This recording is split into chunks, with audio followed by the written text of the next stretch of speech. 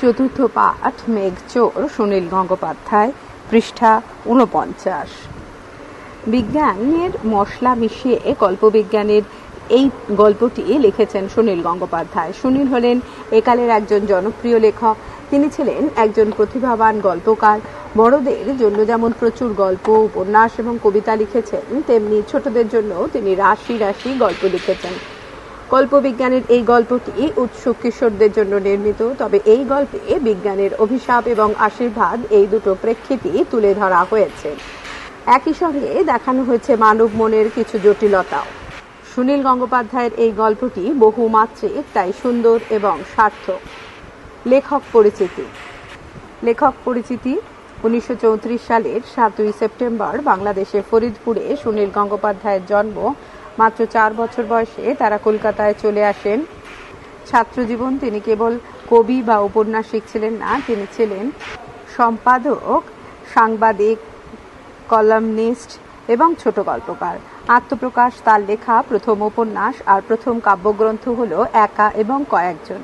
ছোটদের মহলে তিনি সমান জনপ্রিয়। কাকাবাবু সন্তু নামে জনপ্রিয় গোয়েন্দা সিরিজের রচয়িতা তিনি। নীললোহিত ছদ্মনাম ছাড়াও সনাতন পাঠক এবং নীল উপাধ্যায় নামেও তিনি অনেক সাহিত্য রচনা করেছেন। 1953 সাল থেকেই তিনি ছিলেন কৃত্তিবাস পত্রিকার প্রতিষ্ঠাতা সম্পাদক। আনন্দ পুরস্কার, বঙ্কিম পুরস্কার, সাহিত্য একাডেমি ইত্যাদি নানা পুরস্কারে তিনি সম্মানিত। তার বিখ্যাত কয়েকটি উপন্যাস হল প্রথম আলো, সেই সময়, পূর্ব পশ্চিম, মনের মানুষ, অরণ্যের দিনরাত্রি প্রভৃতি। তার উল্লেখযোগ্য দুটি কবিতার বইয়ের নাম হল সেই মুহূর্তে নীরা এবং একা এবং কয়েকজন। তিনি 200-র বেশি গ্রন্থ রচনা করেছেন। তার প্রচুর রচনা চলচ্চিত্রে, বেতারে এবং টিভির পর্দায় রূপায়িত এবং পৃথিবীর নানা ভাষায় অনুদিত হয়েছে। 2012 সালের 23শে অক্টোবর এই মহান সাহিত্য সেবকের মৃত্যু হয়। বিষয় সংক্ষেপ: এই গল্পের নায়ক হলেন আবহাওয়া বিজ্ঞানী পুরন্দর চৌধুরী। কম্পিউটার চালিত ছোট একটি রকেটে করে অন্ধকার আকাশে তিনি এখন পাক খাচ্ছেন। তার সঙ্গে রয়েছেন অসীমা। পুরন্দর চৌধুরীর বৃষ্টিবিদ্যায় পৃথিবী খ্যাত। ইচ্ছে মতো তিনি মেঘ তৈরি করে যে কোনো জায়গায় কৃত্রিমভাবে বৃষ্টিপাত ঘটিয়ে দিতে সক্ষম। বৈজ্ঞানিক কার্পভের মতো বিজ্ঞানীরা তাই মেঘচোর বলে গালিগালাজ করে থাকেন। যাই হোক, এই মেঘচোর বিজ্ঞানী বর্তমানে আলাস্কার আকাশে তার রকেটে অবস্থান হয়েছেন। সঙ্গে রয়েছে ভাইজি অসীমা। রকেটে তার সঙ্গে রয়েছে ফাইবার গ্লাসের বাক্সে ভরা ফুটবলের আকারের একটি ধাতব বল। পারদের সঙ্গে 11টি ধাতু মিশিয়ে তৈরি হয়েছে এই বল। এটিকে এয়ারটাইট করে রাখতে হয়, কারণ জলের ছোঁয়া লাগলেই এটি গরম হতে শুরু করে। রকেটে করে উঠতে উঠতে তারা এখন মাউন্ট চেম্বারলিন পাহাড়ের ওপরে। তার ঠিক পাশেই লেক স্রেভার। পুরন্দরের ইচ্ছা এই হ্রদটিকে পুরোপুরি শুকিয়ে ফেলে হারিয়ে যাওয়া সভ্যতা আটলান্টিসের সন্ধান করা। এই কাজে তার হাতিয়ার সেই ধাতব বলটি, যা লেক স্রেভারের বরফে ঢাকা জলের সংস্পর্শে এলেই গরম হতে শুরু করবে এবং 5 মিনিটের মধ্যেই সমগ্র লেকটিকে শুকিয়ে ফেলতে সমর্থ হবে। পুরন্দর চৌধুরীর এই ধরনের কাজকর্মের পৃথিবীবাসীরা আতঙ্কিত। এতে পৃথিবীর আবহাওয়া মণ্ডলের ভারসাম্য সাংঘাতিকভাবে বিঘ্নিত হবে বলে তাদের ধারণা। তাই প্রথমে যুক্তির দ্বারা অসীমা পুরন্দর চৌধুরীকে বিরত করার চেষ্টা করেন। এই প্রচেষ্টায় সম্পূর্ণ ব্যর্থ হয়ে শেষে অসীমা তার কোটের পকেট থেকে একটা ছোট রিভলভার বের করে পুরন্দরকে ভয় দেখান। সেই সঙ্গে কম্পিউটারে বিশেষ দক্ষ অসীমা রকেটটিকে বায়ুমণ্ডল ছাড়িয়ে পৃথিবীর অনেক ওপরে নিয়ে যান, যাতে ওই ধাতব বলটির আর কখনোই জলের ছোঁয়া পেয়ে গরম হয়ে উঠতে না পারে। তারপর অসীমা বলটি মহাশূন্যে ভাসিয়ে দেন। এর ফলে পৃথিবী বেঁচে যায় তার অনিবার্য ধ্বংস থেকে, আর বেঁচে যায় পৃথিবীর জলরাশি এবং প্রাকৃতিক ভারসাম্য। জলচর পুরন্দর বিজ্ঞানী সমস্ত উদ্যোগ ব্যর্থ হয়ে যায়। অসীমা যখন পুরন্দর চৌধুরীকে ধাতব বলটি ফেলতে বাধা দেয়, রকেটটিকে বায়ুমণ্ডলের অনেক ওপরে উঠিয়ে নিয়ে যান, তখন পুরন্দর চৌধুরী জানতে পারেন অসীমা মোটেও তার ভাইজি নন। তিনি আসলে বিজ্ঞানী কার্পভের মেয়ে এবং কম্পিউটারে বিশেষ আগ্রহী। শেষ পর্যন্ত অসীমারই বুদ্ধি এবং কৌশলে পৃথিবীর ভারসাম্য বিঘ্নিত এবং বিপর্যস্ত হওয়ার হাত থেকে রক্ষা পায়। শব্দার্থ: দৃশ্য, দেখার যোগ্য, বা দেখা যাচ্ছে এমন বস্তু। কল্পনা, অনুমান। রকেট পৃথিবীর অভিকর্ষের টান ছাড়িয়ে মহাশূন্যে যাওয়া দ্রুতগামী যান। কম্পিউটার, যন্ত্র, গণক, পুরন্দর, ইন্দ্র, দিগ্বিজয়, সর্বদিক জয়। গবেষণা, কোনো বিষয়ে গভীর এবং নিয়মিত চর্চা। আত্মীয় স্বজন, রক্তের সম্পর্কের কেউ। নিরুদ্দেশ, হারিয়ে যাওয়া রহস্য, গভীর এবং গোপন তত্ত্ব। পৃষ্ঠা 50। এয়ার কন্ডিশনড, শীততাপ নিয়ন্ত্রিত, বাতানুকূল। সাইকেল, চক্রাকার যান। সংক্ষেপে, ছোট করে, নিখুঁত, ত্রুটিহীন। হ্রদ, চারদিক স্থল দিয়ে ঘেরা বড় প্রাকৃতিক জলাশয়। কারবার, ব্যবসা। ঠাট্টা, ইয়ার্কি। উত্তাপ, গরম ভাব, উষ্ণতা। সাক্ষী, প্রত্যক্ষদর্শী, নিশ্চিহ্ন, অদৃশ্য, উধাও। কৃত্রিম, নকল। ঝুঁকি, বিপদের ভয়। মার্কারি, পারদ। অ্যালয়, সংস্কার ধাতু। এয়ারটাইট, বায়ু নিরোধক। বিপর্যয়, দুর্ভাগ্যজনক ঘটনা, ওলটপালট। স্পাই, চর, গোয়েন্দা। যুগান্তকারী, নতুন যুগ শুরু করার মতো যুগান্তকারী বিষয়। বায়ুমণ্ডল, পৃথিবীর ওপরের বায়ুস্তর। অকেজো, অব্যবহার্য। পুরন্দর, ইন্দ্র। দিগ্বিজয়, সর্বদিক বা নানা দেশ জয়। তুষার যুগ, হিমযুগ। প্রাগৈতিহাসিক, যে যুগ থেকে ইতিহাস জানা গেছে তার পূর্ববর্তী যুগ। সকেটে, কোটরে। হাতে কলমে এর সমাধান: 1. সন্ধি করো। বৃষ যোগ তি, গো যোগ এসোনা, আবিহ যোগ কার, অপ যোগ ইক্ষা, পরি যোগ ইক্ষা, কিম যোগ তু। বৃষ যোগ তি, বৃষ্টি। গো যোগ এসোনা, গবেষণা। আবিহ যোগ কার, আবিষ্কার। অপ যোগ ইক্ষা, অপেক্ষা। পরিযুক্ত ইক্ষা, পরীক্ষা। কিম যোগ তু, কিন্তু। 2. সন্ধি বিচ্ছেদ করো। নিরুদ্দেশ, বিয়োগ, উত্তাপ, নির্জন, যুগান্ত। নিরুদ্দেশ, নিহ যোগ উদ্দেশ। বিয়োগ, বি যোগ যোগ। উত্তাপ, উথ যোগ তাপ। নির্জন, নিহ যোগ জন। যুগান্ত, যুগ যোগ অন্ত। 3. নিচের শব্দগুলিতে ব্যবহৃত নঙার্থক উপসর্গগুলি দিয়ে নতুন শব্দ তৈরি করো। উপসর্গ: অ, অজানা, অচল, অকেজো, অকর্মা, অখাদ্য, অমানুষ। নি, নিথর, নিষ্ঠুর, নিখুঁত, নিখোঁজ, নিমেষ। বি, বিকার, বিরূপ, বিকল, বিপরীত, বিরোধ। নি, নিরুদ্দেশ, নিরুপায়, নিরাপদ, নিরাশ, নিরহংকার। বে, বেদখল, বেদম, বেগম, বেনিয়ম, বেমালুম। 4. নঙার্থক উপসর্গ ছাড়া অন্যান্য উপসর্গের ব্যবহারে তৈরি শব্দও এই গল্পে কম নেই। এখানে সেই ধরনের একটি করে শব্দ দিয়ে দেওয়া হলো। প্রতিটি উপসর্গ দিয়ে তৈরি আরও 5টি করে শব্দ লিখতে হবে তোমাকে। উপসর্গ: প্র, শব্দ প্রলয়, প্রবোধ, প্রার্থনা, প্রবাহ, প্রকাশ। আ, আবরণ, আবহ, আহার, আবেগ, আগমন। বি, বিকিরণ, বিক্রয়, বিজয়, বিক্ষোভ, বিচিত্র। প্রাক, প্রাক কথা, প্রাককাল, প্রাক্তন, প্রাকগুণ, প্রাক বিবাহ। সম, সম্বোধন, সম্ভার, সংস্কার, সম্বল, সম্পাদক। অধি, অধিবেশন, অধিবাস, অধিকার, অধিক, অধিবাসী। বি, বিখ্যাত, বিক্রম, বিশুদ্ধ, ব্যবধান, বিস্তর। 5. অসীমা বলল, না তা নয়, আমি তো মেঘের ব্যবসাদার নই। উদ্ধৃতাংশটিতে ফেরিওয়ালা এবং ব্যবসাদার শব্দ দুটি পাচ্ছি। এই ওয়ালা এবং দার অনুসর্গ দুটি ব্যবহার করে অন্তত 5টি করে নতুন শব্দ বানাও। ওয়ালা, ফেরিওয়ালা, ফলওয়ালা, বাড়িওয়ালা, সবজিওয়ালা, পাহারাওয়ালা। দার, জমিদার, মনসবদার, দোকানদার, আড়তদার, পাওনাদার, তবিলদার। 6. এই গল্পে অজস্র শব্দদ্বৈত ব্যবহৃত হয়েছে। কোনটি কোন অর্থে ব্যবহৃত হয়েছে বুঝে নিয়ে অথবা গঠনগত বৈশিষ্ট্য অনুযায়ী নিচের ক্ষোভগুলিতে শব্দ বাক্স থেকে শব্দ নিয়ে সঠিক স্থানে বসাও। দ্বিরুক্তি অর্থে: উড়িয়ে উড়িয়ে, উড়িয়ে উড়িয়ে, কোথাও কোথাও, সত্যি সত্যি। ঈষদ অর্থে বা অদৃষ্ট অর্থে: মেঘ মেঘ, মুচকি মুচকি, একটু একটু। প্রকৃত শব্দ যোগ বিকৃত শব্দে: হৈ হৈ, হইচই, খোঁড়াখুঁড়ি, খোঁজাখুঁজি, চেঁচামেচি, বোবাটোবা, এদিক ওদিক, জায়গা টায়গা, জল্পনা কল্পনা। সমার্থক শব্দযুগ্ম আত্মীয় স্বজন, খাল বিল, গাছপালা, জীবজন্তু, আত্মীয় স্বজন, নিজে নিজে। পৃষ্ঠা 51। বিপরীতার্থক শব্দযুগ্ম যোগ বিয়োগ, এদিক ওদিক, কমে বাড়ে। ধন্যাত্মক বা অনুকারাত্মক ঝকঝক, টলটল, চেঁচামেচি। 7 সমার্থক শব্দ লেখো। জব্দ, নিরুদ্দেশ, কারবার, নিখুঁত, লুপ্ত, কৃত্রিম, ধ্বংস, শ্রদ্ধা, অনুগ্রহ, স্থির। জব্দ নাকাল, নিরুদ্দেশ নিখোঁজ। কারবার ব্যবসা, কাজকর্ম। লুপ্ত বিলীন, নিখুঁত নিটোল, কৃত্রিম নকল, জাল, ধ্বংস বিনাশ, শ্রদ্ধা ভক্তি, অনুগ্রহ দয়া, কৃপা, স্থির নিশ্চল।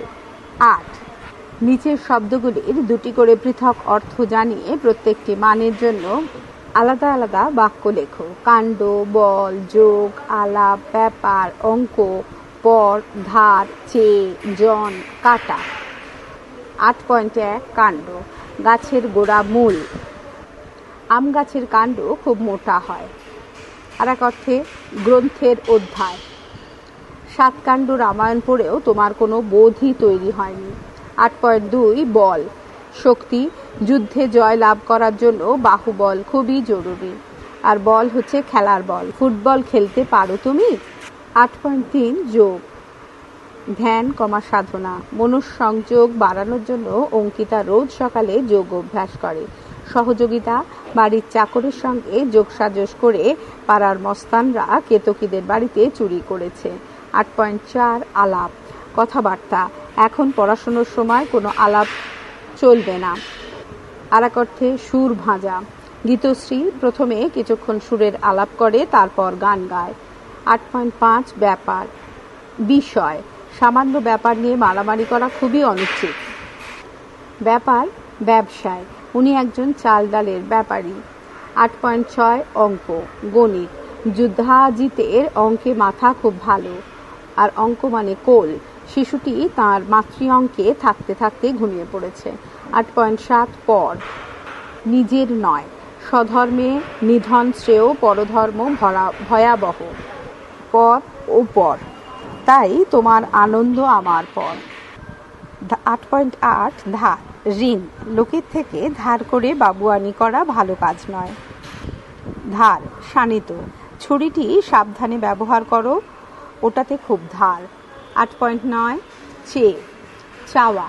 ধার চেয়ে লজ্জা দেবেন না। তুলনায়, রামের চেয়ে শ্যাম 5 বছরের বড়। 8.10 জন, মানুষ, লোক। দুর্গাপুজোর সময় কলকাতার রাস্তায় বিপুল জনসমাগম হয়। আর শ্রমিক, মজুর। জন খাটিয়ে অনেকে পয়সা দেয় না।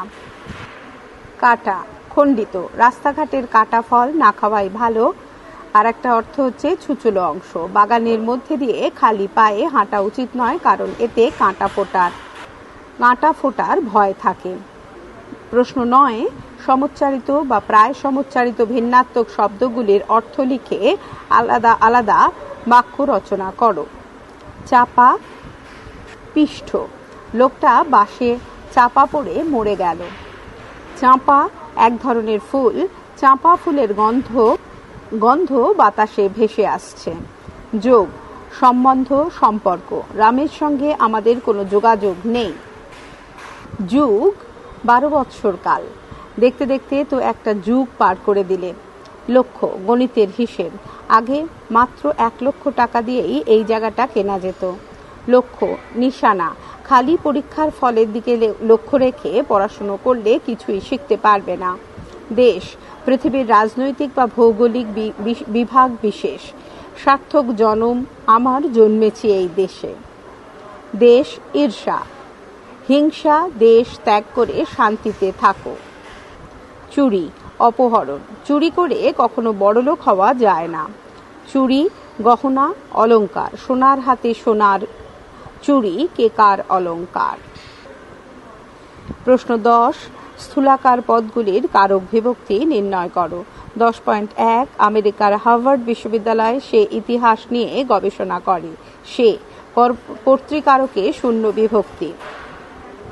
10.2 অসীমা ইতিহাসের ছাত্রী হলেও ভূগোলও বেশ ভালোই জানে। ভূগোলও কর্মকারকে শূন্য বিভক্তি। 10.3 তার মধ্যে 80,000 কিউবিক মাইলই যায় সমুদ্র থেকে। সমুদ্র অপাদান কারকে থেকে অনুসর্গ। 10.4 সাইবেরিয়ায় বড়জোর 1 ইঞ্চি বেশি বরফ জমে। সাইবেরিয়ায় অধিকরণ কারকে অন্তুস্তোয়া বিভক্তি। 10.5 তার নিজস্ব রকেটে তিনি অসীমাকে নিয়ে বহু জায়গায় বেড়াচ্ছেন। 10.5 তার নিজস্ব রকেটে তিনি অসীমাকে নিয়ে বহু জায়গায় বেড়াচ্ছেন। রকেটে করণ কারকে এ বিভক্তি। পৃষ্ঠা 5.2 ভুল। পৃষ্ঠা 52 11 প্রশ্ন 11 একটি বা দুটি বাক্যে উত্তর দাও। 11.1 মেঘচোরের মতো তোমার পড়া দু একটি কল্পবিজ্ঞানের গল্পের নাম বলো। উত্তর, আমার পড়া দুটি কল্পবিজ্ঞানের গল্পের নাম হলো সত্যজিৎ রায়ের বঙ্কুবাবুর বন্ধু এবং এক শৃঙ্গ অভিযান। 11.2 এই ব্র্যাকেটে মেঘচোর গল্পে কজন চরিত্র, তাদের নাম কি? উত্তর, মেঘচোর গল্পে মোট 4টি চরিত্রের উল্লেখ আছে। তারা হলেন বৃষ্টি বিজ্ঞানী, পুরন্দর চৌধুরী, তার ভাই দিগ্বিজয় বিজ্ঞানী, কার্পভ এবং তার মেয়ে অসীমা। তবে দিগ্বিজয় এবং কার্পভের নাম কথোপকথন প্রসঙ্গে এসেছে, তারা সরাসরি এই গল্পে চরিত্র হিসেবে আসেনি। 11.3 মেঘচোর কাকে বলা হয়েছে? উত্তর, এই গল্পে বৃষ্টি বিজ্ঞানী পুরন্দর চৌধুরীকে মেঘচোর বলা হয়েছে। 11.4 পুরন্দরের সংক্ষিপ্ত পরিচয় দাও। উত্তর, পুরন্দর চৌধুরী হলেন একজন নামজাদা বৃষ্টি বিজ্ঞানী। 50-এর কাছাকাছি বয়সে এই বিজ্ঞানী সাহারা মরুভূমিতে 1 মাসে 100 ইঞ্চি বৃষ্টিপাত ঘটিয়ে সমগ্র বিশ্ব জুড়ে আলোড়ন সৃষ্টি করেছেন। 11.5 অসীমা সম্বন্ধে 2-1টি বাক্য লেখো। উত্তর, 27 বছর বয়সী অসীমা আমেরিকার হার্ভার্ড বিশ্ববিদ্যালয়ে ইতিহাস নিয়ে গবেষণা করলেও ভূগোলে এবং কম্পিউটারে রয়েছে তার বিশেষ আগ্রহ এবং দক্ষতা। তিনি আসলে কার্পভের মেয়ে। পুরন্দরকে তার ভয়ঙ্কর পরীক্ষা থেকে নিবৃত্ত করতেই তিনি তার ভাইঝি হিসেবে নিজের মিথ্যা পরিচয় দিয়েছিলেন আবহাওয়া বিজ্ঞানী পুরন্দরের আস্থা অর্জনের জন্য। 11.6 পুরন্দর কি সাংঘাতিক কাণ্ড করেছেন? উত্তর, সাহারা মরুভূমিতে 1 মাসে 100 ইঞ্চি বৃষ্টিপাত ঘটিয়ে তিনি একটি সাংঘাতিক কাণ্ড করেছেন। এই বৃষ্টিপাতের জন্য তিনি সাইবেরিয়া থেকে মেঘ চুরি করে এনেছিলেন সাহারায়। 11.7 রাষ্ট্রসংঘে বিভিন্ন দেশ কি দাবি তুলেছে? উত্তর, পুরন্দর চৌধুরী সাইবেরিয়া থেকে মেঘ নিয়ে গিয়ে সাহারা মরুভূমিতে 1 মাসে 100 ইঞ্চি বৃষ্টিপাত ঘটানোর জন্য রাষ্ট্রসংঘের বিভিন্ন দেশ দাবি তুলেছে যে মেঘ চুরি আইন করে বদলানো দরকার।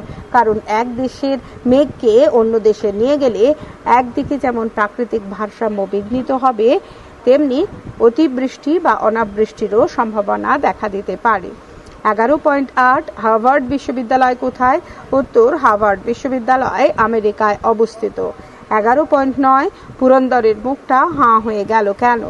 উত্তর, খ্যাতনামা বৃষ্টি বিজ্ঞানী পুরন্দর চৌধুরী যখন জানতে পারলেন যে আগে থেকেই করে রাখা কম্পিউটার প্রোগ্রামিং এর কৌশলে তাদের রকেটটিকে অসীমা বায়ুমণ্ডলের অনেক ওপরে নিয়ে গেছে এবং যেখানে পারদের সঙ্গে 11টি ধাতু মিশিয়ে তার নির্মিত ধাতব বলটি ক্রমে ক্রমে ঠান্ডা হয়ে আসছে, তখন পুরন্দরের বিস্ময় শেষ ছিল না। যে সুন্দরী মেয়েটি তার ভাইঝি পরিচয়, তার রকেট যাত্রার সহচর, সে প্রকৃতপক্ষে বিজ্ঞানী কার্পভের মেয়ে। পুরন্দরের সম্পূর্ণ নতুন এবং অভিনব পরীক্ষাকে ব্যর্থ করে দেওয়ার জন্যই মিথ্যা সম্পর্ক পাথিয়ে পুরন্দরকে সম্পূর্ণ প্রতারিত করেছে, একথা বুঝে বিস্ময়ে পুরন্দরের মুখটা হাঁ হয়ে গিয়েছিল। 11.10 জ্ঞান ফিরে পুরন্দর অবাক হয়েছিলেন কেন? উত্তর, আমেরিকার বোস্টন শহরে একটি আবহাওয়া সংক্রান্ত আলোচনা সভায় বিখ্যাত বৃষ্টি বিজ্ঞানী পুরন্দর চৌধুরীকে বিজ্ঞানী কার্পভ মেঘচোর বলে অপবাদ দিলে তিনি এতটাই উত্তেজিত হয়ে পড়েন যে চিৎকার করে কিছু বলতে গিয়েই উত্তেজনায় অজ্ঞান হয়ে যান। যখন জ্ঞান তার ফিরে আসে তখন তিনি দেখেন যে একটি সুন্দরী মেয়ে তার মাথায় হাত বুলিয়ে দিচ্ছে। বিদেশ হইতে অসুস্থ হয়ে পড়ার পর আত্মীয় স্বজনহীন পুরন্দর অপ্রত্যাশিতভাবে একটি বাঙালি মেয়ের এই সেবায় আনন্দে অবাক হয়ে যান। 11.11 দিগ্বিজয় কে ছিলেন? উত্তর, দিগ্বিজয় ছিলেন বৃষ্টিবিজ্ঞানী পুরন্দরের নিরুদ্দেশ হয়ে যাওয়া ভাই। তিনি 25 বছর আগেই নিরুদ্দেশ হয়ে গিয়েছিলেন। 11.12 গল্পের ঘটনা যখন ঘটেছে তখন চরিত্রগুলি কোথায় ছিল? উত্তর, গল্পের ঘটনা যখন ঘটেছে তখন চরিত্রগুলি ছিল একটি রকেটে। 11.13 ইগলুর পরিবর্তে সেখানে ব্র্যাকেটে আলাস্কা অঞ্চলে ব্র্যাকেট ক্লোজ তখন কি দেখা যাচ্ছিল? উত্তর, এস্কিমোদের বাসস্থান। ইগলুর পরিবর্তে আলাস্কা অঞ্চলে তখন বড় বড় এয়ার কন্ডিশন বাড়ি দেখা যাচ্ছিল। 11.14 কেন বলা হয়েছে অসীমা ভূগোলও বেশ ভালো জানে? উত্তর, রকেট থেকে নিচের দিকে তাকিয়ে তুষারাবৃত একটি পাহাড়ের দিকে তাকিয়েই অসীমা বলে দিয়েছিলেন যে পাহাড়টি হলো মাউন্ট চেম্বারলিন। এটি আলাস্কায় অবস্থিত এবং পাহাড়ের পাশের যে হ্রদটি কুয়াশা দিয়ে ঘেরা তার নাম লেক স্ট্রেভার। এইসব থেকে বোঝা যায় ইতিহাস নিয়ে গবেষণা করলেও ভূগোলেও অসীমা দক্ষতা আছে। 11.15 কে কোথা থেকে কোথায় মেঘ এনেছিল? উত্তর, পুরন্দর চৌধুরী সাইবেরিয়া থেকে মেঘ নিয়ে এসেছিলেন সাহারা মরুভূমিতে এবং সেখানে এক মাসে 100 ইঞ্চি বৃষ্টিপাত ঘটিয়েছিলেন। 11.16 তুষার যুগ কাকে বলে? উত্তর, সে যুগে পৃথিবী পৃষ্ঠ তুষারে অর্থাৎ বরফে ঢেকে গিয়েছিল, সেই যুগকেই তুষার যুগ বলে অভিহিত করা হয় এবং পৃথিবীতে এই রকম তুষার যুগ বেশ কয়েকবার এসেছে। আনুমানিক 13,000 বছর আগে পৃথিবীতে শেষ তুষার যুগ এসেছিল। 11.17 পৃথিবী থেকে কত জল সারা বছর বাষ্প হয়ে মেঘে উড়ে যায়? উত্তর, পৃথিবী থেকে 95,000 কিউবিক মাইল জল সারা বছর বাষ্প হয়ে মেঘে উড়ে যায়। পৃষ্ঠা 53। প্রশ্ন 11.18 মানুষের জন্য বেশি বৃষ্টি দরকার কেন? উত্তর, পৃথিবীতে মানুষ, গাছপালা বা জীবজন্তুর বেঁচে থাকার জন্য প্রয়োজন প্রতি বছর 15,000 কিউবিক মাইল বৃষ্টি। কিন্তু বর্তমানে মানুষের সংখ্যা দিন দিন অত্যন্ত দ্রুত হারে বৃদ্ধি পাচ্ছে বলে মানুষের জন্য বেশি বৃষ্টি দরকার। 11.19 আটলান্টিস কি? উত্তর, আটলান্টিস হলো একটি লুপ্ত সভ্যতার নাম। যেহেতু এই সভ্যতার তেমন কোনো প্রমাণ পাওয়া যায়নি তাই অনেকের মতে এটি একেবারেই প্রাচীন গ্রিক লেখকদের জল্পনা কল্পনা। 11.20 পুরন্দরের মতে আটলান্টিসের অবস্থান কোথায়? উত্তর, পুরন্দরের মতে আটলান্টিসের অবস্থান আলাস্কার লেক স্ট্রেভারের তলায়। তাই তিনি চেয়েছিলেন লেক স্ট্রেভারের জলকে শুকিয়ে ফেলে সেই সভ্যতার অনুসন্ধান করতে। 11.21 সাইবেরিয়া কোথায়? উত্তর, পৃথিবীর উত্তর গোলার্ধে একেবারে উত্তর অংশে সাইবেরিয়া অবস্থিত। এটি অত্যন্ত শীতল জায়গা, তাই সারা বছরই অঞ্চলটি বরফে ঢাকা থাকে। 11.22 অসীমা কেন পুরন্দরকে ফেরিওয়ালা বলে ব্যঙ্গ করেছে? উত্তর, ফেরিওয়ালা যেমন নানা রকম সামগ্রী নিয়ে বিভিন্ন জায়গায় ফেরি করে বেড়ায়, পুরন্দর চৌধুরীও তেমন চেয়েছিলেন পৃথিবীর বিভিন্ন দেশে মেঘ ফেরি করে বেড়াতে। আলাস্কার লেক স্ট্রেভারের জলকে শুকিয়ে ফেলে তিনি চেয়েছিলেন 95,000 কিউবিক মাইল আয়তনের এক বিশাল জল ভরা মেঘ তৈরি করে তা বিভিন্ন দেশে ফেরি করতে। তাই অসীমা তাকে ফেরিওয়ালা বলে ব্যঙ্গ করেছে। 11.23 অ্যালয় কি? উত্তর, একটি ধাতুর সঙ্গে অন্য একটি ধাতু মিশিয়ে যে মিশ্র ধাতু তৈরি হয় তাকে বলা হয় অ্যালয় বা সংকর ধাতু। মেঘচোর গল্পে দেখা যায় বিখ্যাত বিজ্ঞানী পুরন্দর চৌধুরী পারদের সঙ্গে 11টি ধাতু মিশিয়ে একটি সংকর ধাতু বা অ্যালয়ের বল তৈরি করেন যা জলের ছোঁয়া পাওয়া মাত্রই গরম হতে শুরু করে। 11.24 পুরন্দরের তৈরি গোলকটিতে আছে এমন কোন ধাতুর নাম গল্পে পেলে? উত্তর, পুরন্দরের তৈরি গোলকটিতে উল্লিখিত ধাতুটি হলো পারদ বা মার্কারি। 11.25 পুরন্দরের তৈরি গোলকটি এয়ারটাইট রাখতে হয় কেন? উত্তর, বাতাসে উপস্থিত জলকণা ছোঁয়া পেলেই পুরন্দরের তৈরি গোলকটি গরম হতে শুরু করে বলে সেটিকে এয়ারটাইট করে রাখতে হয়। 11.26 প্রকৃতিকে ধ্বংস করা একটি অপরাধ। কে কাকে কখন বলেছে? উত্তর, উদ্ধৃত উক্তিটি কার্পভের মেয়ে অসীমা করেছে বিশ্বখ্যাত বৃষ্টিবিজ্ঞানী পুরন্দর চৌধুরীর উদ্দেশ্যে। পুরন্দর চৌধুরী চেয়েছিলেন তার তৈরি ধাতব বলের সাহায্যে লেক সেভারের জলকে সম্পূর্ণ শুকিয়ে ফেলে কৃত্রিমভাবে ৯৫,০০০ কিউবিক মাইল আয়তনের এক বিশাল জল ভরা মেঘ তৈরি করতে। পুরন্দর চৌধুরীকে এই ভয়ঙ্কর পরীক্ষা থেকে নিবৃত্ত করতে এবং প্রকৃতির ভারসাম্য বজায় রাখতে অসীমা বলেছিলেন যে প্রকৃতিকে ধ্বংস করা একটা অপরাধ। 11.27 অসীমার প্রকৃত পরিচয় কি? উত্তর, প্রথমে পুরন্দর চৌধুরীর ভাইঝি হিসেবে পরিচয় দিলেও অসীমা আসলে ছিলেন বিজ্ঞানী কার্পভের মেয়ে। 11.28 তাহলে আমরা গুঁড়ো হয়ে যাব। কে কাকে কেন বলেছে? উত্তর, আলোচ্য উক্তিটি অসীমা বলেছেন বৃষ্টিবিজ্ঞানী পুরন্দর চৌধুরীর উদ্দেশ্যে। বৃষ্টিবিজ্ঞানী পুরন্দর চৌধুরী তার কীর্তিকে অমর করে রাখবার জন্য অসীমার শত নিষেধ এবং অনুনয় সত্ত্বেও তাঁর সৃষ্ট গোলাকৃতি ধাতব বলটিকে রকেট থেকে বাইরে ফেলে দেওয়ার জন্য রকেটের একটি অংশ খুলতে যেতেই উদ্বিগ্ন অসীমা তাকে উদ্দেশ্য করে বলেছিলেন, ওটা খুলবেন না, তাহলে আমরা গুঁড়ো হয়ে যাব। কারণ তাঁরা তখন অনেক ওপরে চলে গেছেন রকেট নিয়ে। সেখানে রকেটের কোনো একটি অংশ খুলে দিলে রকেটের বাইরে কোনো চাপ না থাকায় মানুষের দেহের সঙ্গে খাপ খাওয়ানো রকেটের মধ্যেকার চাপটাও থাকবে না। ফলত মানব দেহের রক্ত এবং অন্যান্য চাপ পরিবেশের থেকে অনেক বেশি হবে এবং তারা সেই চাপে ফুটি ফাটা হয়ে যাবে বা গুঁড়িয়ে যাবেন। 11.29 অসীমার বিশেষ আগ্রহ কোন বিষয়ে?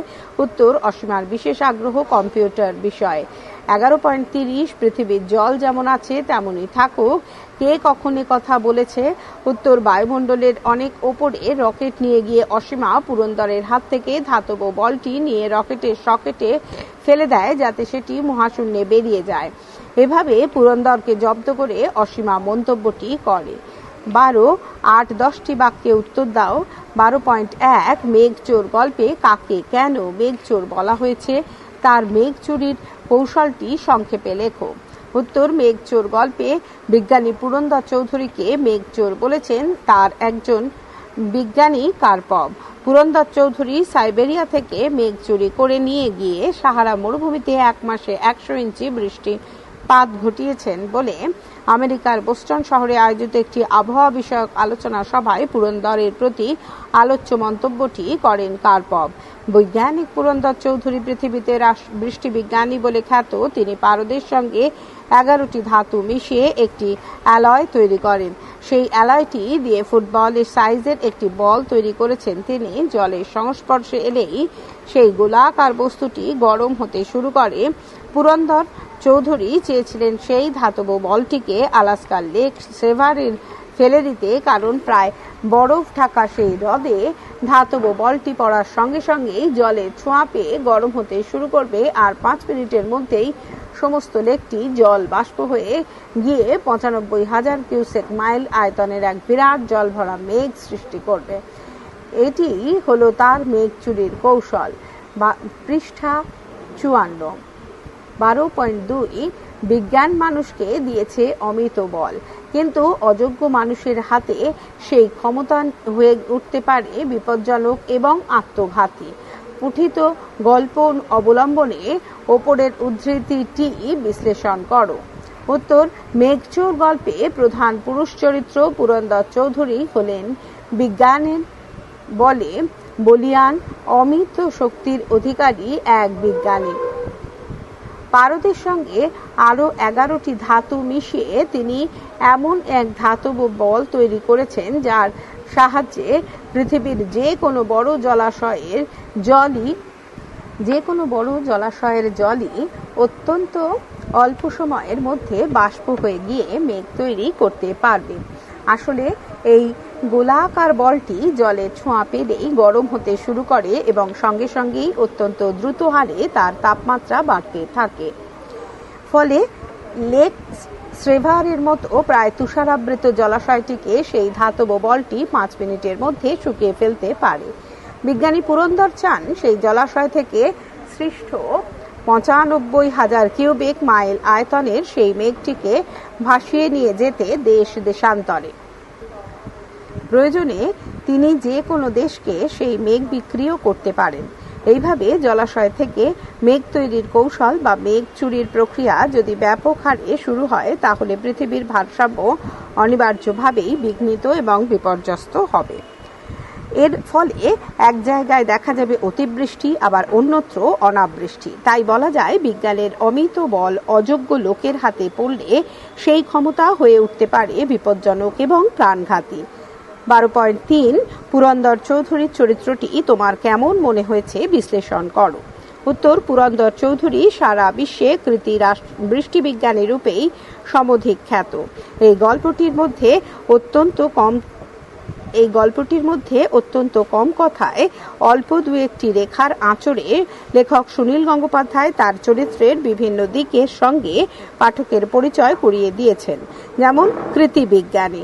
মেঘ চুরির ব্যাপারটি যতই অন্যায় হোক না কেন, সাইবেরিয়া থেকে মেঘ চুরি করে এনে সাহারায় ১ মাসে ১০০ ইঞ্চি বৃষ্টিপাত ঘটানো মোটেও সহজসাধ্য কোনো কাজ নয়। এছাড়া একটি ধাতব বল সৃষ্টির মাধ্যমে লেক স্ট্রেভারের মতো একটি জলাশয়ের জলকে ৫ মিনিটে বাষ্পে পরিণত করে ৯৫,০০০ কিউবিক মাইল আয়তনের মেঘ তৈরি করা ক্ষমতা তার কৃতিত্বেরই পরিচয়। প্রতিশোধ প্রবণ। লেক স্ট্রেভারের প্রায় বরফে ঢাকা জলাশয়কে তিনি শুকিয়ে ফেলতে চেয়েছিলেন কার্পভকে জব্দ করার জন্য বটে। অহংবোধ। বিজ্ঞানী পুরন্দর চৌধুরী নিজের দক্ষতা নিয়ে ছিলেন বেশ গর্বিত। অসীমাকে তাই তিনি জানিয়েছিলেন, আমি পুরন্দর চৌধুরী, আমার আবিষ্কার সবসময় মৌলিক। তিনি চেয়েছিলেন প্রকৃতিকে তার ভৃত্য করে রাখতে। নৈতিকতা। তিনি নিজেই জানিয়েছিলেন যে তিনি মোটেও মেঘের ব্যবসাদার নন এবং মানুষের ক্ষতি করতেও চাই না। ৯৫,০০০ কিউবিক মাইল আয়তনের এক বিরাট জল ভরা মেঘ কলকাতায় ভেঙে পড়লে কলকাতার অর্ধেক বাড়ি ভেঙে গুড়িয়ে যাবে জেনে তিনি সতর্ক হয়ে বলেন, কিন্তু সেরকম অবস্থা আমি হতেই দেব না। মেঘটা এদিক ওদিক গেলেই আমি ফাটিয়ে দেব কোনো নির্জন জায়গায়। পুরন্দর চৌধুরীর চরিত্রের মধ্যে এই রকম নানাবিধ গুণ এবং দোষ লক্ষ্য করা যায়। ১২.৪ গল্পটি অবলম্বনে অসীমা চরিত্রটি সম্বন্ধে তোমার মতামত জানাও। উত্তর: গল্পটি থেকে অসীমা চরিত্রের যে দিকগুলি পাঠকের সামনে উন্মোচিত হয়েছে তা হল রহস্যময়ী। প্রথমে তিনি নিজের পরিচয় দেন পুরন্দর চৌধুরীর ২৫ বছর আগে হারিয়ে যাওয়া ভাই দিগ্বিজয়ের মেয়ে বলে, অর্থাৎ সম্পর্কে তিনি পুরন্দরের ভাইজি। পরে অবশ্য বোঝা যায় যে নিজের উদ্দেশ্যকে চরিতার্থ করার জন্যই বাধ্য হয়ে তিনি নিজের পরিচয় গোপন করেছিলেন। জ্ঞানী। আমেরিকার হার্ভার্ড বিশ্ববিদ্যালয়ে তিনি ইতিহাস নিয়ে গবেষণা করেছেন। ইতিহাসের বাইরে ভূগোল ও কম্পিউটারেও তার দক্ষতা ছিল ঈর্ষা করার মতো। তাই আগে থেকেই তিনি রকেটটিতে এমন প্রোগ্রামিং করে রেখেছিলেন যাতে রকেটটি বায়ুমণ্ডলের ওপরে উঠে যেতে পারে। নীতিবোধ। নীতিবোধের কারণেই অসীমা পুরন্দরকে জানিয়েছিলেন, একজন বিজ্ঞানীর কখনোই কাজ নয় অন্য কোনো বিজ্ঞানীকে জব্দ করা। যুক্তিবোধ। কার্পভের মেয়ে অসীমা ভালোভাবেই জানেন যে লেক স্ট্রেভারের জলকে শুকিয়ে ফেলে বিশাল আয়তনের জল ভরা মেঘ তৈরি করলে পৃথিবীর ভারসাম্য অনিবার্যভাবেই লঙ্ঘিত হবে। অসীমা চরিত্রটিতে এইসব নানা বৈশিষ্ট্যের সমাহার লক্ষ্য করা যায়। ১২.৫ এই গল্পে পুরন্দর এবং অসীমা আসলে দুটি পৃথক এবং পরস্পর বিরোধী বিজ্ঞান চেতনার প্রতিনিধিত্ব করেছেন। কে কোন ধারণার প্রতিনিধিত্ব করেছেন জানিয়ে তুমি এদের মধ্যে কাকে কেন সমর্থন করো বিশদে জানাও। পৃষ্ঠা ৫৫। উত্তর: মেঘচোর গল্পে আমরা পরস্পর বিপরীতধর্মী দুটি চরিত্রের একজন হলেন বৃষ্টিবিজ্ঞানী রূপে খ্যাত পুরন্দর চৌধুরী। সাইবেরিয়া থেকে মেঘ চুরি করে এনে সাহারা মরুভূমিতে ১ মাসে ১০০ ইঞ্চি বৃষ্টিপাত ঘটানোর অনন্য কৃতিত্ব তার ঝুলিতে।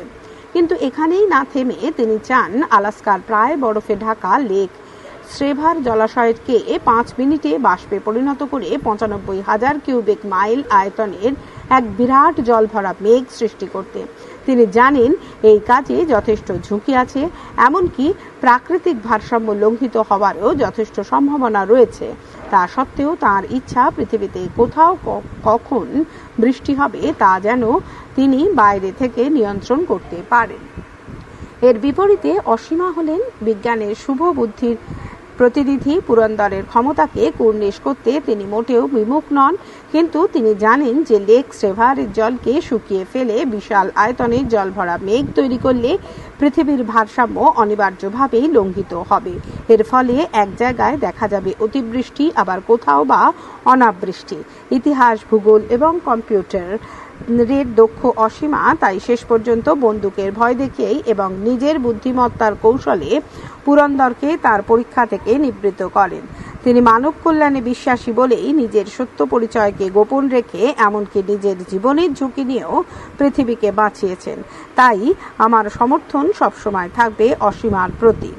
12.6 গল্পটিতে যতগুলি স্থান নাম আছে তার একটি তালিকা বানিয়ে প্রত্যেকটি স্থান সম্বন্ধে সংক্ষেপে লেখো। উত্তর: গল্পটিতে যেসব স্থান নামের উল্লেখ আছে সেগুলি হল সাহারা মরুভূমি, আফ্রিকা মহাদেশের প্রায় গোটা উত্তর অংশ জোড়া প্রায় 94 লক্ষ বর্গ কিলোমিটার বিস্তৃত পৃথিবীর বৃহত্তম উষ্ণ মরুভূমি হল সাহারা মরুভূমি। আলজেরিয়া,